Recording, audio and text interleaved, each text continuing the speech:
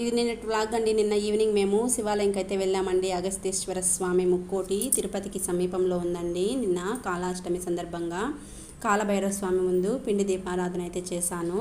కాలభైరవ స్వామి శివుడి యొక్క రుద్ర రూపమే అంటండి. బ్రహ్మదేవుడు అహంకారాన్ని నిర్మూలించడానికి పుట్టాడంట కాలభైరవ స్వామి. ఒకసారి బ్రహ్మ విష్ణువులలో ఎవరు గొప్ప అని వాదించుకుంటూ ఉన్నారంట. అప్పుడు పరమశివుడు వారిద్దరి మధ్య స్తంభంలాగా ఒక జ్యోతిర్లింగంలాగా వెలిశాడంటండి.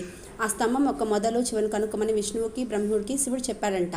కానీ విష్ణువు తన ప్రయత్నాన్ని విరమించుకున్నాడంట. కానీ బ్రహ్మ మాత్రం అబద్ధం చెప్పి గర్వంతో శివుడిని అవమానించాడంట. అప్పుడు బ్రహ్మ అహంకారానికి శివుడు తీవ్ర కోపంతో అరిచాడంట. ఆ అరుపుల నుంచి కాలభైరవ స్వామి ఆవిర్భవించాడట. కాలభైరవుడు ఎడమ చేతి చిటికిన వెళ్తే బ్రహ్మదేవుని గర్వం కలిగిన 5వ తలను తెంచేశాడట. బ్రహ్మ తలను తెంచినందుకు భైరవుడికి బ్రహ్మహత్య పాతకం చుట్టుకుందంట. ఆ పాపం పోవడానికి ఆయన కపాలంతో భిక్షాటన చేస్తే చివరికి కాశీ క్షేత్రానికి చేరుకున్నాడు. ఇలా ప్రవహించగానే పాపాలన్నీ తొలగిపోయాయట.